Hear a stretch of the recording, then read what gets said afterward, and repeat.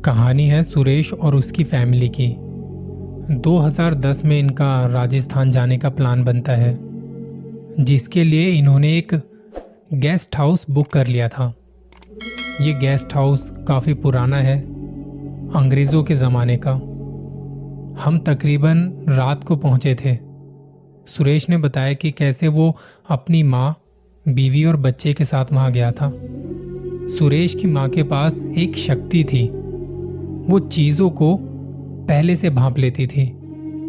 अगर कोई पैरानॉर्मल शक्ति है या कोई ऐसी वैसी ताकत है तो माँ को पहले से ही आभास हो जाया करता था। तो जब वहां पहुंचे तो रात हो चुकी थी और सुरेश की माँ हिचकिचा रही थी इस गेस्ट हाउस में रुकने से पहले। उन्होंने सुरेश को कहा कि कहीं और नहीं रुक सकते, मुझे यहाँ कुछ ठीक नहीं लग रहा। सुरेश ने कहा कि माँ यहीं रुकते हैं ना, मुझे सरकारी दाम में काफ़ी अच्छा गेस्ट हाउस मिला है। यहाँ से मेरा दफ्तर भी पास में ही है, आसपास कोई और जगह है भी नहीं, सब दूर दूर है। माँ ने अपने मन को मारते हुए कहा कि ठीक है, और उन्हें यहीं रुकना पड़ा। अब ये गेस्ट हाउस ऐसा था, वहाँ रुकने के लिए 3 कमरे थे।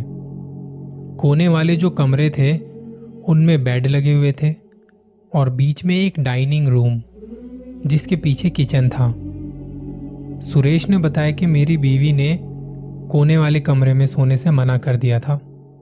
मैंने पूछा क्यों, तो उसने कहा कि बस ऐसे ही, मुझे कुछ ठीक नहीं लग रहा। खैर, सफ़र में थोड़ा थक चुके थे तो रात को जल्दी खाना खाया और सोने चले गए। सुरेश और उसकी बीवी बच्चे को सुलाने के बाद कुछ देर तक बातें करते रहे और बात करते करते वो भी सो गए। वहाँ मच्छर बहुत थे तो सुरेश ने माँ को कहा कि अपने पास कोई मच्छरदानी रख लें। आपकी बहू और मैंने भी मच्छरदानी साथ में ले ली है, मच्छर बहुत हैं यहाँ पे। रात के 2 बजे होंगे जब मैंने एक चीख की आवाज़ सुनी। मैं बहुत गहरी नींद में था और कुछ देर तक मेरी आंखें नहीं खुली। डाइनिंग रूम में कुछ आवाजें आ रही थी, लेकिन मेरी माँ चाहकर भी कुछ कह नहीं पा रही थी। इस वक्त तक मेरी बीवी भी जाग चुकी थी। मैं बिस्तर से उठ के भागा और 2-4 कदम में डाइनिंग रूम पहुंचा। लाइट जल रही थी। मुझे अच्छी तरह से याद है, मैंने रात को माँ के सोने के बाद सारी लाइटें बंद कर दी थी। वो अपने बिस्तर पर बैठी हुई थी और मच्छरदानी उनसे लिपटी हुई थी। मेरी बीवी ने बच्चे को मच्छरदानी में लपेटकर वहीं छोड़ दिया और भागती हुई मेरे पीछे आ गई। माँ कांप रही थी। कुछ वक्त लगा उन्हें संभलने में और फिर हमने उनसे पूछा कि आखिर किस चीज़ से वो इतनी डरी हुई हैं। उन्होंने बताया कि बात यह है, मैं बहुत गहरी नींद में सो रही थी। तभी मैंने एक आवाज़ सुनी, जैसे कोई लाइट जला रहा है। मैं तभी जाग गई और देखा कि एक अंग्रेज जोड़ा मेरे बिस्तर के पैरों वाली साइड खड़ा हुआ है। आदमी ने एक अच्छा सा कोट पहना हुआ है, सर पर एक बड़ी सी टोपी पहनी हुई है। उसके दाहिने हाथ में एक छड़ी थी, बायां हाथ कहीं गायब था, बस बाजुएं लटक रही थी। वहीं औरत ने एक बड़ा सा गाउन पहना हुआ था, सर में झालरदार हैट थी। पहले तो मुझे लगा कि हमारे साथ साथ वो भी इस गेस्ट हाउस में ठहरे होंगे और घूम फिर के वापस आ रहे होंगे। औरत ने अपना हाथ मच्छरदानी के अंदर डाला और मेरे पैर पकड़ के हिलाए। वो बोली, तुम लोग यहाँ पे क्या कर रहे हो? तुम यहाँ डाइनिंग रूम में क्यों सो रही हो? ये बेडरूम नहीं है, सोने की जगह नहीं है ये, निकल जाओ यहाँ से तुम। उसने वो सब बड़े गुस्से में कहा। वो अंग्रेज़ों के लहजे में हिंदुस्तानी भाषा बोल रही थी।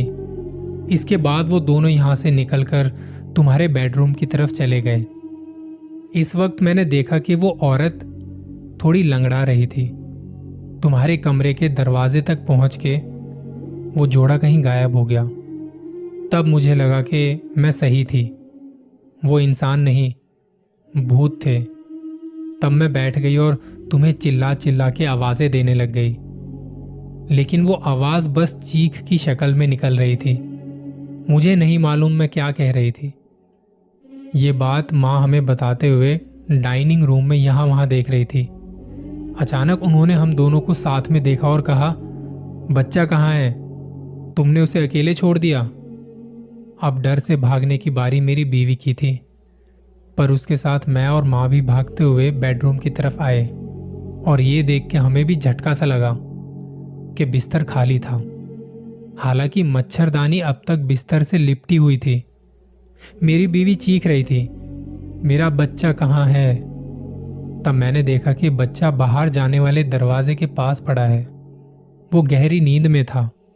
मेरी बीवी भागते हुए गई और उसने बच्चे को उठा लिया, पर वो इतनी गहरी नींद में था कि उसने जरा भी हरकत नहीं की। इसके बाद माँ ने भी डाइनिंग रूम में सोने से मना कर दिया। मैंने माँ का बिस्तर अपने कमरे में लगाया और वो रात हम तीनों ने डरते हुए गुजारी। और दूसरे ही दिन हम उस गेस्ट हाउस को छोड़कर कहीं और शिफ्ट हो गए। आज की दूसरी कहानी। ये कहानी आपके रोंगटे खड़े कर देगी। सौरभ के पापा जी एक कंपनी चलाते हैं, जिसके सिलसिले में उन्हें यहाँ वहाँ जाना होता था। वेयर हाउस में चीज़ें देखनी पड़ती थी, कितना स्टॉक बचा हुआ है, कितना मंगवाना है, ये सब वो खुद हैंडल करते थे। एक रोज़ उन्हें जाना था देहरादून। वहाँ उनकी कोई मीटिंग थी और वो जाने वाले थे बाय रोड। सौरभ के पापा जी की एक बात थी, वो हमेशा अपने पास हनुमान चालीसा रखते थे। कहते थे कि जब जब ये मेरे पास होती है मुझे बहुत ताकत मिलती है। मुझे विश्वास होता है कि मेरे साथ कुछ बुरा नहीं हो सकता। जिन जिन लोगों को मीटिंग में शामिल होना था वो लोग वहाँ मीटिंग वाले वेन्यू पर पहुँच चुके थे। पापा जी को थोड़ा ज़्यादा टाइम लग गया था। वो निकले तो टाइम पर थे, पर रास्ते में कुछ कंस्ट्रक्शन हो रहा था, जिस वजह से रास्ता बंद था काफ़ी देर तक। मीटिंग का टाइम दोपहर का था, पर वो शुरू हुई शाम को और ख़त्म हुई फिर रात को। मीटिंग ख़त्म होने के बाद उन्होंने कहा कि भाई हमें जाना है, वापस हमें चलना है।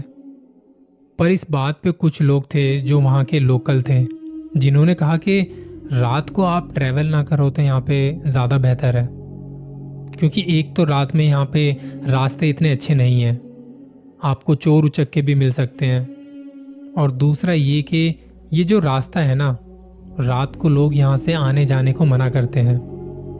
पापा जी ने कहा कि ऐसा कुछ नहीं है, ऊपर वाला है वो सब देख लेगा। मेरा जाना ज़रूरी है, कल मेरी सुबह दोबारा से मीटिंग है एक जगह।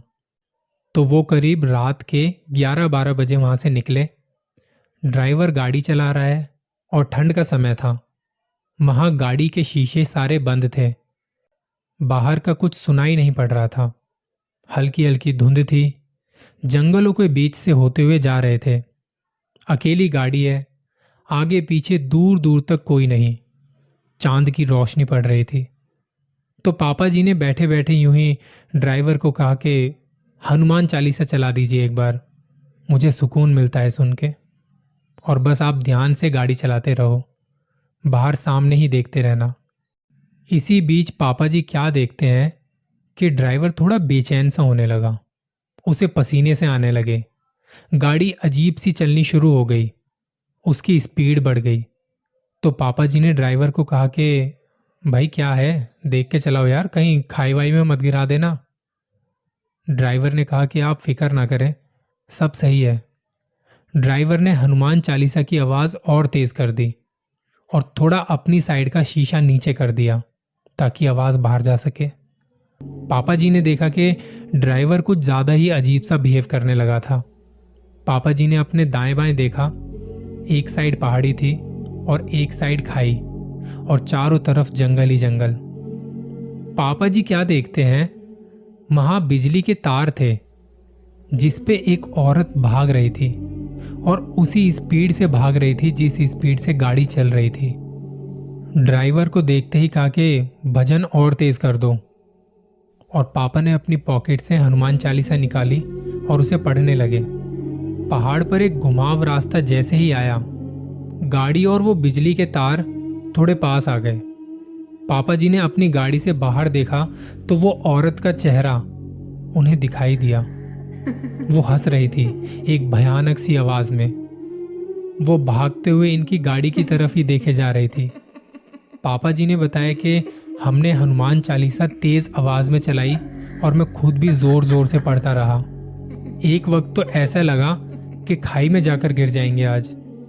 एक पॉइंट आया थोड़ा आगे जाके और वो औरत अचानक से गायब हो गई। हमने गाड़ी की स्पीड कम नहीं की।